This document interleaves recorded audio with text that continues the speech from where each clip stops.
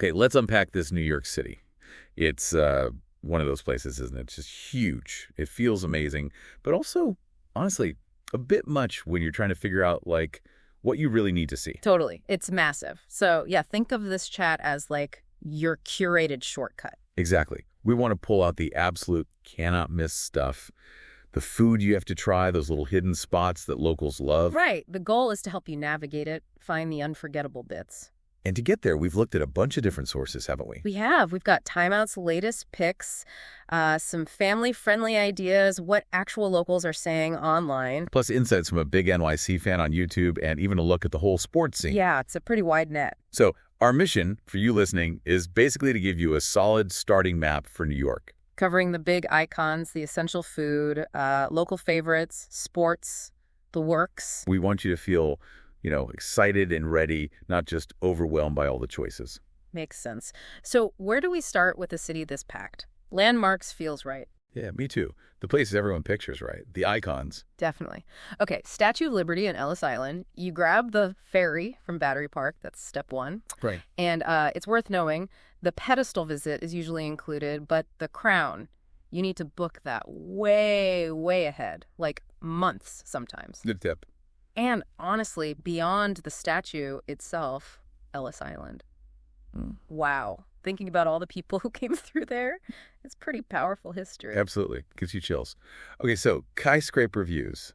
The Empire State Building is kind of the default, isn't it? It really is. That 86th-floor observatory, classic 360 views. And they've got this new thing, sunrise viewing. With coffee and pastries. Imagine that, watching the city wake up from up there. That sounds incredible. Plus, there's the Dare to Dream exhibit on the 80th floor about the building's history. Pretty neat. Okay, but what if you want the Empire State Building in your photo? Then you head to Top of the Rock, Rockefeller Center. You get killer views of Midtown, including the Empire State Building, plus, that huge green rectangle of Central Park. Right. That perspective is amazing. And they have a VIP ticket, too, if you want to skip the line, save some time. Good to know. Then there's the 9/11 Memorial and Museum. Yeah, that's obviously a very different experience, very moving. Those waterfalls where the towers stood. They're incredibly powerful. And the museum does a really respectful job telling the story. It's definitely a place for quiet reflection. Mm-hmm. And shifting gears completely. Grand Central. Oh, yeah. Just for the architecture alone, even if you're not catching a train, just walk into the main concourse, look up at that ceiling. It's stunning, isn't it? Such a classic New York moment. It really is. And then, for a different kind of iconic walk. Brooklyn Bridge. Always got to recommend walking the Brooklyn Bridge. Definitely. You get those postcard views back towards Manhattan, and then you end up in DUMBO on the Brooklyn side. Which is cool in itself. Great photos, little shops. Yeah. And the Brooklyn Flea Market on weekends sometimes. Right, lots to explore there. Oh, and we should probably mention Times Square. Oh, yeah. It's Times Square. Sensory overload. You kind of have to see it once, though, right? I guess so. Okay, so we've hit some major landmarks. What about culture? Museums. New York's got some heavy hitters. It sure does. The Frick Collection, for starters, it just reopened after renovations. Oh, right. And I heard you can see more of the house now. Exactly. They opened up the family's private second floor. It's like stepping back into the Gilded Age.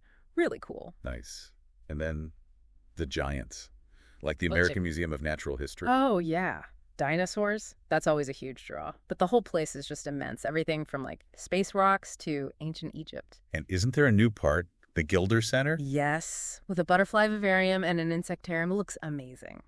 But be warned, it's super popular. Expect lines. Okay, good heads up. And then there's the Met, the Metropolitan Museum of Art. Colossal is the word. Honestly, you could get lost in there for days and still not see it all. Art from everywhere, every time period. Just wow. And MoMA, yeah, Museum of Modern Art. Yeah. Essential for modern art fans, right? Totally. Starry Night, Warhol, all the big names. And a little tip, if you're an NYC resident, it's free the first Friday evening of the month. Oh, cool. Okay. And the Guggenheim. That building itself is famous. Yeah. Frank Lloyd Wright's spiral design, it's incredible. And the art inside is top-notch, too. Picasso, Kandinsky. Yeah. Really impressive collection. Now, I heard about a newer one, more techie. Mercer Labs. Yeah. Mercer Labs Museum of Art and Technology down in Lower Manhattan. Sounds pretty wild, actually. Lots of sensory rooms, immersive stuff. Like what? Well, they have this big LED light thing called the Dragon. Makes 3D visuals, apparently. Yeah. And a cave of pink flowers. That sounds very Instagrammable. Huh. Definitely different. And speaking of different kinds of art, Banksy. Right. There's a Banksy museum now. Mm. Claims to have the biggest collection of his work anywhere. Since street art disappears, it's kind of rare to see so much in one spot. Interesting. Okay, back to history a bit. The New York Public Library. Oh, absolutely. The main building, the one with the lions outside, they have this exhibition called Treasures with amazing stuff. Like what kind of treasures? Like a letter from Christopher Columbus, a Gutenberg Bible, real historical artifacts, and it's free to see. Wow. Okay. And for something totally different, the Intrepid. Yeah. The Intrepid Sea Air and Space Museum. It's an actual aircraft carrier on the Hudson River. No way. Yeah. Full of planes, exhibits, even a submarine you can go into. Great for history buffs or, kids. Cool. And Potterheads are covered too, right? Apparently. There's a touring Harry Potter, the exhibition in Herald Square. Lots of props and costumes, immersive sets. Fun. Okay, let's maybe venture outside Manhattan for a sec. Yeah. What about like Brooklyn or Queens for culture? Good idea. Japan Village over in Industry City, Brooklyn. It's a whole complex dedicated to Japanese culture. Shops like Daiso and Book Off, tea ceremonies, amazing food. Sounds great. And down at the South Street Seaport Museum, you can actually go aboard the Waver Tree, this huge old sailing ship. All neat. And out in Queens, in Astoria, there's the Museum of the Moving Image, all about film, TV, video games. Really fascinating if you're into media. Okay, wow. Lots of options. Yeah. But all this exploring, I'm getting hungry just thinking. Yeah, me too. And NYC food, I mean, where do we even begin? It's legendary. So what are the absolute must-eats? The essential spots? Okay, for something getting a lot of buzz, check out Little Grenjai in Bed-Stuy. It's a Thai-American diner. Thai-American. Interesting. Yeah, and their smash burger, the Thai smash burger, only at lunch, mind you, is supposed to be incredible, unique flavors. Sounds good. What about breakfast? There's a newish place called Animo in Midtown East doing authentic Mexican breakfast all day long. All day breakfast. Sign me up. Right. And for tacos, real tacos, Taqueria Ramirez in Greenpoint, they do proper Mexican-style stuff, especially the pasta cooked on a vertical spit, a Choricera. Oh, wow. Authentic. Okay, gotta talk pizza. It's New York. Of course, you have endless choices. But Una Pizza Napolitana is consistently ranked super high. The chef's been perfecting wood-fired Neapolitan pizza since, 96? Dedication. Totally. And for a really weird, cool pizza spot, see no evil. Where's that? Get this. It's underground. Inside the 50th Street 1 train subway station. Seriously. Below the sidewalk. Yeah. Pizza in the subway station doesn't get more New York than that. Okay, that's wild. And bagels. You can't forget bagels. Never. Russ and Daughters. Lower East Side. It's an absolute institution. Since 1914? Got to get the locks right. Oh, yeah. Bagel with lox. Try the super heapster if you're feeling adventurous. And grab a black and white cookie while you're there. Classic. Okay. What about a nicer sit-down meal? Le Roc in Midtown West is getting great reviews. Kind of French-inspired, really high-quality cooking. Sounds fancy. Any other standout cuisines? For Indian, Dhamaka on the Lower East Side is supposed to be amazing. They call it a celebration of India's yesteryears. Dishes like masher dim, which is fish roe, and keema kaleji sounds intense and delicious. Wow. Well, but sometimes you just want a classic slice, right? Even near Times Square. Oh, absolutely. Grabbing a slice from a random place in Little Italy, or, even near the tourist hubs, is still a quintessential NYC experience. True. And what was that place with the free hot dogs? Rudy's. In Hell's Kitchen. Total dive bar legend. Buy a drink, get a free hot dog. Simple as that. Cheap drinks, lots of history. It's a gem. Love it. Any places with a really cool atmosphere. Milk and Roses in Greenpoint sounds amazing. It's described like a library meets a farmhouse, kind of whimsical, Italian-American food. Sounds unique. And for dessert. Veniera's Pasticceria in the East Village. An old-school Italian bakery. Cakes, pastries, heaven.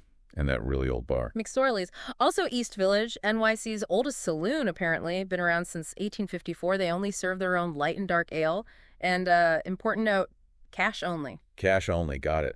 Wow, even Starbucks has a special spot. Yeah, the reserve location in the Empire State Building. They do classes, apparently, but the real surprise is the pastries. People rave about the cornetti. Huh. Didn't expect that. And for a meal with a view. Fornino's on the waterfront in Brooklyn Bridge Park. Great pizza, stunning views of Manhattan. Perfect for brunch or dinner. Okay, my stomach is rumbling now. Let's switch gears. Hidden gems, the places locals know about, off the usual tourist trail. Yeah, let's dig into those. We already mentioned the underground scene at 50th Street Station, Tiny Dancer Cafe, Nothing Really Matters bar, See No Evil Pizza. Holy. That's definitely a hidden experience. Totally. What else? Brooklyn Flea, we mentioned it near DU MBO, but they have a Chelsea location too. It's curated, so you find really good vintage stuff, records, not just junk. Cool for souvenirs. And Roosevelt Island. It's this little island in the East River. You get there by tramway, which is cool in itself. The tramway. Like a ski lift? Kinda. It runs alongside the Queensboro Bridge. Great views. The island itself is surprisingly peaceful. Nice parks, skyline views, some quirky historic sites like an old lighthouse, and the Octagon used to be an asylum. Whoa, creepy. A little, No. but also architecturally interesting. And there's a rooftop bar called the Panorama Room with amazing views. Okay, Roosevelt Island noted. What else feels uniquely local? Marsha P. Johnson Park in Brooklyn. It has this beautiful, colorful floral archway honoring the LGBTQ plus activist. Really lovely spot. Nice. Or if you're into spirits, Kings County Distillery and the Brooklyn Navy Yard. They do tours, tastings, even cocktail classes. It's cool to see a local craft distillery. Yeah, definitely. Any cool community spots? The Free Black Women's Library in Bed-Stuy. It's a library, yeah, but also like a social art project. Books by Black women and non-binary authors, you can borrow them freely. It's about building community. That sounds amazing. For art lovers, check out LES Gallery Nights on the Lower East Side. Once a month, galleries stay open late. You can just wander around, see local art for free. Oh, that's a great idea. And the Tenement Museum, also LES, it's not exactly hidden, but it gives you such an intimate look at immigrant life in old New York. Really powerful tours of preserved apartments. Right, gives you real historical perspective. Totally. And for just a quiet moment, there's Brooklyn High-Low in Prospect Heights. It's a tea salon hidden inside a vintage shop, like a little escape. A hidden tea room. Love that. Governor's Island has gotten fancier too. There's a luxury spa there now, QCNY. Pools, saunas, relaxation rooms. An oasis, just a ferry right away. A spa day with city views. Oh, nice. Any neighborhoods that feel less touristy? Greenpoint in Brooklyn often comes up. Still has a neighborhood feel, lots of vintage shops, good bars and restaurants. Transmitter Park has great waterfront views, and there's even a drive-in movie theater, Skyline Drive-In. Cool. And Long Island City and Queens can be a good base. Sometimes more affordable hotels, super easy subway access to Manhattan, and Gantry State Park, right there on the water, has those iconic skyline views. Good tip for saving some money potentially. Yeah. And for just wandering, try walking the fruit streets in Brooklyn Heights, cranberry, orange, pineapple. It feels very movie Brooklyn. I love the names. And even in Central Park, you can find quieter spots. Head north, the pool, the North Woods, the Conservatory Garden. Less crowded than the southern end. Good advice. And sometimes the best hidden gem is just walking, right? Absolutely. Just pick a neighborhood, walk around, people watch. That's how you really find the city's rhythm. Okay, one last big topic. Sports. New York is a massive sports town. What are the options if you want to catch a game? Oh, it's huge. NYC's metro area is one of only 2 in the U.S., with at least 2 teams in all 4 major leagues. Baseball, football, basketball, hockey. 2 of everything. Wow. Yeah. Plus 2 MLS soccer teams, like 11 teams across the top 5 leagues. And they've won over 50 championships combined. It's a big deal. Though some don't actually play in the city, right? Right. Giants and Jets play football in New Jersey. Islanders hockey is out on Long Island now. Devils hockey is New Jersey. But they all represent the region, and a lot of the league headquarters are right in Manhattan. Okay, break it down. Baseball. Yankees and Mets. Huge history, huge rivalry. The Subway Series when they play each other is intense. And Yankees Red Sox. That's legendary animosity. Got to experience that energy. Basketball. Knicks at Madison Square Garden, MSG, the Mecca. And the Nets over at Barclays Center in Brooklyn. 2 very different arenas, different vibes. Football. Giants and Jets sharing MetLife Stadium in Jersey, as we said. Still very much New York teams in spirit. Hockey. Rangers at MSG, Islanders out at UBS Arena, and the Devils across the river in Newark. Lots of local rivalries there, too. And soccer. Growing fast, right? Yeah. You've got the Red Bulls, again in Jersey, and New York City FC, who play at Yankee Stadium for now, but have plans for their own soccer-specific stadium in Queens eventually. Cool. What else? Tennis. Oh, yeah. The U.S. Open, one of the 4 Grand Slams, happens every year out in Queens. Huge international event. And running. The New York City Marathon, biggest marathon in the world, takes over the whole city for a day. Amazing spectacle. Wow. Any less obvious sports? Well, boxing has a huge history here. The Golden Gloves amateur tournament is still a big deal at MSG. Fun fact. Ew. The first outdoor movie ever made in NY was a boxing match on the MSG rooftop in 1895. No way. Yeah, and you can find quirky stuff, too, like archery classes at Wildcat in Brooklyn, roller skating at Xanadu Roller Arts in Bushwick, Archery. Okay. even pétanque, that French boules game. There's an indoor place called Curated Club in Industry City, first one in the U.S. apparently, and crazy mini golf at Swingers Nomad. Mini golf with cocktails. Sounds fun. Yeah. And tons of places for outdoor recreation, too. Pelham Bay Park in the Bronx is massive, way bigger than Central Park. Golf, hiking, Orchard Beach. Wow. Prospect Park in Brooklyn has everything: bird watching, ball fields, skating, paddle boats. Queens County Farm Museum is cool, an actual working farm in the city limits. Even cricket has history with the Staten Island Cricket Club. Man, there's really something for everyone, splotty-wise, too. It truly covers the spectrum. So this deep dive, I mean, it feels like we've covered a ton, but it's still just scratching the surface, isn't it? Oh, absolutely. New York is just endless. Landmarks, museums, food, hidden spots, sports. There's just so much depth. Yeah. So hopefully for you listening, this gives you a really solid foundation, a starting point for your own adventure. Definitely. Think of it as a toolkit. We really hope you'll take whatever sparked your interest, that neighborhood, that restaurant, maybe catching a game, and dig a little deeper. Exactly. Because maybe the real question isn't just, what should I see? But, Yeah. What kind of unexpected New York story are you going to discover? right. The real magic is often in those unplanned moments, Yeah. stumbling onto something amazing. So yeah, go find your own New York.